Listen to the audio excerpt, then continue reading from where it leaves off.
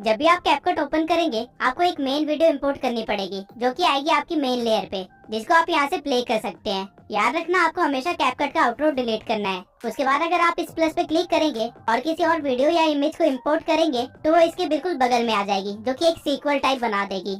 लेकिन अगर आपको वीडियो के ऊपर कुछ ऐड करना है तो आपको यहाँ ओवरले पे जाना पड़ेगा और यहाँ ऐड ओवरले पे क्लिक करने के बाद आप कुछ भी इंपोर्ट कर सकते हैं। अब जो भी वीडियो आप इंपोर्ट करेंगे वो आपकी मेन लेयर के ऊपर आ जाएगी, जिसके साइज को आप 2 फिंगर से एडजस्ट कर सकते हैं। अब अगर आप लेयर पे जाके देखेंगे तो ये हमारी लेयर 1 होगी, और अगर आपको इसके ऊपर भी कुछ इमेज या वीडियो डालनी है तो आपको अगेन ओवरले पे जाना पड़ेगा और ऑब्जेक्ट को ऐड करना पड़ेगा, और ये हमारी लेयर 2 होगी। अब मैं आपको बताता हूँ कि लेयर्स को कैसे सेट कर सकते हैं। आपका एक मेन ट्रैक होता है जिसके ऊपर लेयर 1 आती है और उसके ऊपर फिर लेयर 2, 3, 4 एंड सो ऑन आती रहती है। ऊपर वाली लेयर हमेशा नीचे वाली लेयर को ढकने का काम करती है। अब मान लेते जब आप एडिटिंग कर रहे होंगे तो आपने काफी सारे लेयर्स को ऐड कर लिया होगा, जिसे आप ड्रैग करके चेंज नहीं कर सकते हैं। तो आपको बस क्लिप को सिलेक्ट करना है और लेयर में जाके उसको लेयर नंबर चेंज कर देना है। अब भले ही मेरी क्लिप लेयर 1 पे है और इंस्टा वाली क्लिप लेयर 2 पे, लेकिन जैसे मैं इस क्लिप को लेयर 2 करूंगा इंस्टा पीएनजी हाइड हो जाएगा, क्योंकि कैपकट ने ऑटोमेटिकली इंस्टा पीएनजी को लेयर 1 बना दिया। अब अगर मुझे इंस्टा पीएनजी वापस लाना है तो बस मैं उसको सिलेक्ट करूंगा और वापस से लेयर 2 बना दूंगा,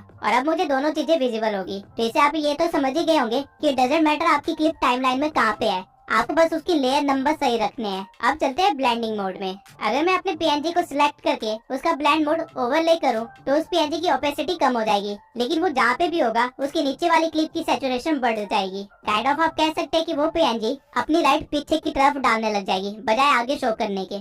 वहीं डार्कन को सिलेक्ट करने पे मेरा पीएनजी डार्क हो जाएगा, यानी कि उसके ब्राइट एरियाज कम हो जाएंगे, और ठीक इसके अपोजिट में लाइटन करने पे मेरे पीएनजी के डार्क एरियाज भी लाइट अप हो जाएंगे। हार्ड को सिलेक्ट करने पे मेरे पीएनजी के कलर्स थोड़े ज्यादा कॉन्ट्रास्टिंग हो जाएंगे, और सॉफ्ट को सिलेक्ट करने पे मेरे कलर्स थोड़े से फेड हो जाएंगे। बर्न सिलेक्ट करने पे आपको एक बर्न इफेक्ट मिल जाएगा, और अगर आप डॉट्स को सिलेक्ट करते हैं तो उसका पर्पस होगा कि आपके पीएनजी को शो करना, डजंट मैटर वो किस तरह के बैकग्राउंड में है, वो कलर को चेंज करता रहेगा आपके बैकग्राउंड और पीएनजी के अकॉर्डिंग, और ट्राई करेगा कि आपका पीएनजी जितना विजिबल हो सके उतना। आपने एक बहुत ही कॉमन क्लिप देखी होगी जहाँ एक कंफ्यूजिंग बैकग्राउंड के साथ बहुत सारे क्वेश्चन मार्क्स आगे की तरफ आ रहे होते हैं, तो एक्चुअली में ये ब्लेंड मोड से ही क्रिएट किया जाता है। आपको बस अपने बैकग्राउंड को इंपोर्ट कर लेना है और फिर ओवरले में जाके क्वेश्चन मार्क वाले क्लिप को ऐड कर लेना है और ब्लेंड मोड में जाके उसकी ब्लेंडिंग मोड चेंज कर देनी है। आप अलग अलग ब्लेंड मोड लगा के देख सकते हैं कि ये किसके साथ परफेक्टली बैठ रहा है। जैसे कि यहाँ पे ओवरले ऐड करने पे इफेक्ट तो अच्छा मिल रहा है, लेकिन मेरे बैकग्राउंड भी डार्क हो रहा है, जो कि मुझे नहीं चाहिए। वही फिल्टर में ऐसा कुछ भी नहीं हो रहा है। लाइटन मोड में क्लिप कुछ ज्यादा ही लाइट हो गई है, जिसकी वजह से काफी क्वेश्चन मार्क्स गायब हो गए हैं, और ठीक इसी तरह आप अलग अलग ब्लेंड मोड का इस्तेमाल करके देख सकते हैं।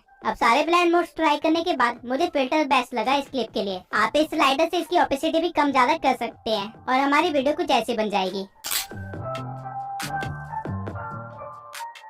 अब क्योंकि इस क्लिप की स्पीड थोड़ी सी कम है तो मैं इसे फास्ट कर दूंगा। अब क्वेश्चन मार्क्स थोड़े व्हाइट में है, तो जब मैं इस पर डार्कन ब्लेंड मोड इस्तेमाल करूंगा मेरी मेन क्लिप अब क्वेश्चन मार्क्स के अंदर दिखाई दे रही है, और इससे आप काफी अमेजिंग इफेक्ट क्रिएट कर सकते हैं अगर आपके पास सही क्लिप्स हुई तो। मैं आपको प्रेफर करूंगा कि हर क्लिप के साथ सारे ब्लेंड मोड्स एक बार ट्राई जरूर कीजिए, क्योंकि कई बार अनएक्सपेक्टेडली आप कुछ यूनिक भी क्रिएट कर लेते हैं। अब इस क्लिप पे मुझे लाइटन और डॉज पे काफी अच्छे विजुअल्स मिल रहे हैं, तो इनमें से मैं किसी एक को चूज कर लूंगा और हमारी क्लिप कुछ ऐसी बन जाएगी।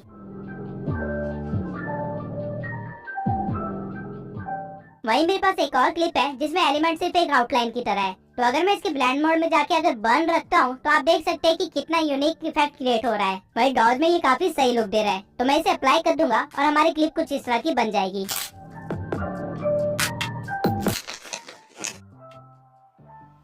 एडजस्टमेंट समझाने के लिए मैं पहले एक क्लिप को ऐड कर लूंगा और उसके बाद आ जाऊंगा एडजस्टमेंट में।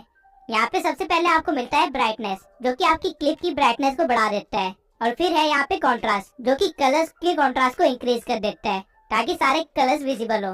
उसके बाद है सैचुरेशन, जो कि कलर्स की वैल्यू को इंक्रीज कर देता है, जिससे सारे कलर्स थोड़े ज्यादा ब्राइट और विजिबल होने लगते हैं। इसको कम करने पे आपकी क्लिप ब्लैक एंड व्हाइट भी हो सकती है। फिर आता है एक्सपोजर, ये भी ब्राइटनेस बढ़ाने का काम करता है, लेकिन एक बैलेंस्ड वे में, जैसे कि सनलाइट ही पड़ रही हो। फिर आता है शार्पन, जहाँ से आप अपनी डिटेल्स को हाईलाइट करवा सकते हैं, जैसे कि बाल्स हो गए या फिर पत्ते हो गए।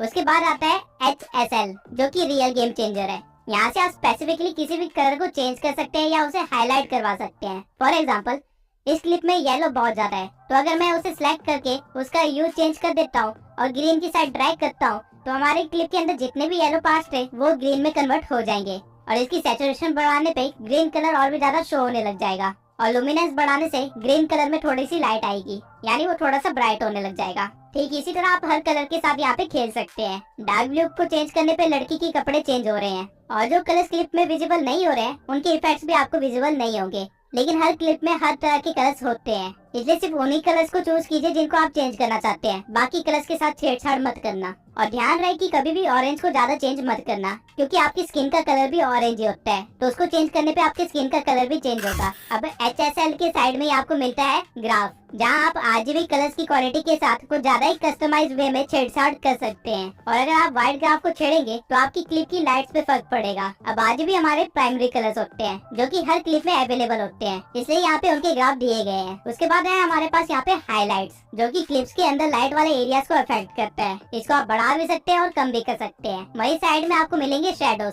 जो कि डार्क एरियाज को अफेक्ट करते हैं। और टेम्परेचर से आप विंटर या समर्स वाला इफेक्ट दे सकते हैं। यू अगेन आपकी कलर्स को चेंज करने का काम करता है, लेकिन एक बैलेंस्ड वे में। और फेड आपकी वीडियो को थोड़ा सा कम कॉन्ट्रास्टिंग कर देता है। उसके बाद आपके पास आती है वैग्निटी, जिससे आप अपने क्लिप के कॉर्नर्स को या तो लाइट कर सकते हैं या फिर डार्क डाउन कर सकते हैं। और ग्रेन से आप अपनी क्लिप को थोड़ा सा क्रिस्पी बना सकते हैं। अब अगर आप ओरिजिनल वीडियो और फाइनल वीडियो को देखेंगे तो इसमें आपको काफी ज्यादा फर्क फील होगा। और इसी के साथ मैं आपको एक और छोटा सा फीचर दिखाना चाहता हूँ, जो कि है फ्रीज। फ्रीज करता क्या है कि आप अपनी क्लिप में जहाँ पे भी रुके हुए हैं वो वहाँ की एक इमेज ले लेता है, काइंड ऑफ आप स्क्रीनशॉट भी कह सकते हैं, और उसी क्लिप्स के बीच में ऑटोमेटिकली कट लगा के एडजस्ट कर देता है, जैसा कि आप देख सकते हैं। ये फीचर आपके बहुत काम आएगा अगर आप गेम एडिट्स या फिर मूवी एक्सप्लेनेशन वीडियो बनाते हैं। तो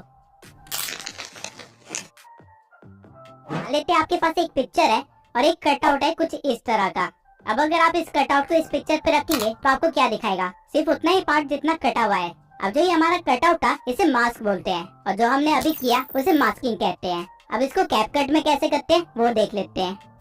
सबसे पहले हम एक बैकग्राउंड ले लेंगे और फिर जाएंगे मास्क में। यहाँ आपको तरह तरह के मास्क मिल जाएंगे, और जिस भी मास्क को आप चूज करेंगे उसका कटआउट आपके पास आ जाएगा। अब मैं स्टार को जहाँ मर्जी घुमाऊं, स्टार के नीचे का एरिया यानी कि हमारा बैकग्राउंड हमें विजिबल होगा। और अगर आप नीचे इस एरो को हल्का सा खींचेंगे तो इसका फेदर इंक्रीज हो जाएगा, यानी आपके स्टार्स के कॉर्नर्स थोड़े फेड होने लग जाएंगे और थोड़े से एक्सपेंड होंगे, जिससे आपको कुछ ऐसा मिलेगा। सेम वे में आप अलग अलग मास्क को यूज कर सकते हैं, और आप अपने मास्क के साइज को भी चेंज कर सकते हैं। और यही अगर आप मिरर या सर्कल के मास्क के फेदर्स को हल्का सा इंक्रीज करेंगे तो आपको काफी सारे अच्छे इफेक्ट्स मिल जाएंगे। और इन सारे मास्क में हॉरिजॉन्टल मास्क सबसे ज्यादा यूज किया जाता है। मास्किंग के बाद जो एलिमेंट आप सबसे ज्यादा अपनी वीडियोस में यूज करेंगे और जिसके बिना वीडियोस भी अधूरी होती है वो है कैपकट में आपको टेक्स्ट का बॉक्स यहाँ पे मिलेगा। यहाँ पे आप क्लिक करने के बाद कुछ भी लिख सकते हैं। फॉर एग्जांपल मैं यहाँ पे अपने चैनल का नाम लिख देता हूँ, जिसके बाद आपको यहाँ पे काफी सारे स्टाइल्स दिख जाएंगे जो कि आप अपने टेक्स्ट को दे सकते हैं। अब एक स्टाइल जो आपने सबसे ज्यादा रील्स में देखा होगा वो है ये, लेकिन इसको अच्छा दिखाने के लिए हमें चाहिए होगा एक बोल्ड फॉन्ट, जो कि हम यहाँ से चूज कर सकते हैं और फिर अपने अकॉर्डिंग टेक्स्ट के साइज वगैरह को एडजस्ट कर सकते हैं। अगर आप टेक्स्ट के इफेक्ट्स पे आएंगे तो आपको यहाँ पे और भी कई सारे इफेक्ट्स दिख जाएंगे जो कि आप अपने टेक्स्ट पे अप्लाई कर सकते हैं। और वही स्टाइल सेक्शन में आपको ग्लो का एक सेक्शन मिलेगा, जिसको अप्लाई करके आप अपने टेक्स्ट को थोड़ा सा ग्लो करवा सकते हैं। इवन आप ग्लो का कलर भी चूज कर सकते हैं और उसकी इंटेंसिटी को भी एडजस्ट कर सकते हैं। अब कुछ और इफेक्ट्स दिखाने के लिए मैं एक और टेक्स्ट को ऐड कर लेता हूँ। अब अगर मैं इसका ग्लो हटा के स्ट्रोक लगा दूं तो ये कुछ ऐसा दिखेगा। स्ट्रोक बेसिकली आउटलाइनिंग होती है, जिसको आप यहाँ से मोटा पतला भी कर सकते हैं। और वही कैनवस में आप टेक्स्ट को बैकग्राउंड भी दे सकते हैं। शैडो में आपके टेक्स्ट को आपके मन चाहे कलर का एक शैडो मिल जाएगा, जिसकी आप ओपेसिटी, ब्लर, डिस्टेंस और एंगल को भी छेड़छाड़ कर सकते हैं। और उसी की साइड में आपको मिलेंगी स्पेसिंग, जिसमें आप अपने टेक्स्ट के अलाइनमेंट को, टेक्स्ट के बीच की स्पेस को और लाइंस के बीच की स्पेस को एडजस्ट कर सकते हैं। और स्पेसिंग की साइड में आपको मिलेगा बोल्ड, इटैलिक और अंडरलाइन का फीचर। अब मैं एक बार इफेक्ट्स में जाके इस टेक्स्ट को एक इफेक्ट दे दूंगा और फिर जाऊंगा एनिमेशन में। यहाँ पे आपको अपने टेक्स्ट के लिए काफी सारी एनिमेशन मिल जाएगी। इन एनिमेशन को बेसिकली 3 कैटेगरी में डिवाइड किया गया है, इन, आउट और लूप। इन एनिमेशन से आप अपने टेक्स्ट को किस तरह लाना चाहते हैं उसको कंट्रोल कर सकते हैं। आउट एनिमेशन से आप अपने टेक्स्ट को किस तरह वापस भेजना चाहते हैं उस चीज को डिसाइड कर सकते हैं। और लूप एनिमेशन में आपको काफी सारे इफेक्ट्स वगैरह मिलते हैं। और इवन इस स्लाइडर से आप एनिमेशन की ड्यूरेशन को भी डिसाइड कर सकते हैं। वहीं अगर एनिमेशन की साइड में मैं यहाँ बबल पे चला जाऊँ तो आपका टेक्स्ट एक बबल में आ जाएगा। ये रोस्टिंग चैनल्स और एनिमे चैनल्स के लिए काफी यूजफुल होगा। अब कौन सा टेक्स्ट कहाँ पे यूज करना है, कैसे यूज करना है, किस एनिमेशन के साथ यूज करना है, ये टोटली आपके ऊपर है। कैपकट आपको काफी सारे प्रीसेट ऑलरेडी बना के दे रहा है। अब ये इफेक्ट शो करने के लिए मैं पहले एक प्लेन बैकग्राउंड को इंपोर्ट कर लूंगा और उसके बाद साइज इंक्रीज कर दूंगा। इसके बाद ओवरले से मैं अपनी क्लिप को ऐड करूंगा और इसे प्ले करके दिखाऊंगा। आप इस वीडियो में देख सकते हैं कि बच्चों की मूवमेंट है, तो मैं जाऊंगा कटआउट के ऑप्शन पे और रिमूव बैकग्राउंड पे क्लिक कर दूंगा, जिसके बाद ये वीडियो के बैकग्राउंड को रिमूव करना स्टार्ट कर देगा और ये सिर्फ कुछ सेकंड्स ही लेगा इस काम को करने के लिए, जिसके बाद आपके पास कुछ ऐसा बचेगा।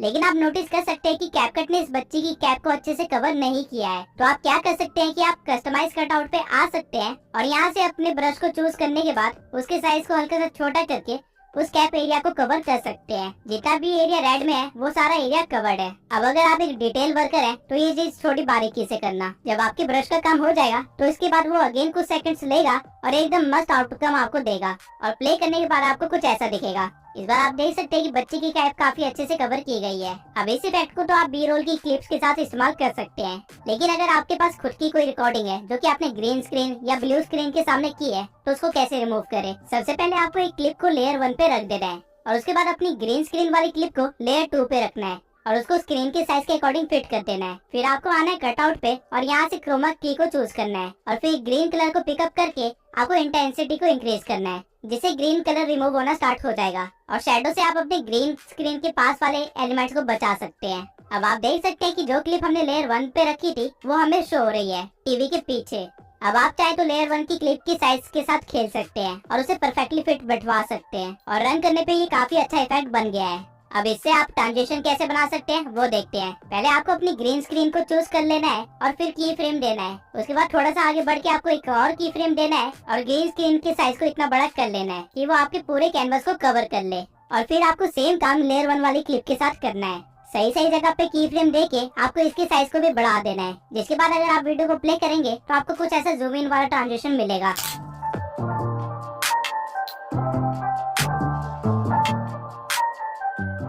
अब इस ट्रांजिशन में अपर स्पेस दिख रही है, तो हम बीच में आएंगे और लेयर 1 को सेट करेंगे और ऐसे ही थोड़े थोड़े सेकंड्स में इसे सेट कर देंगे, जिसके बाद फाइनली कुछ ऐसा बन जाएगा।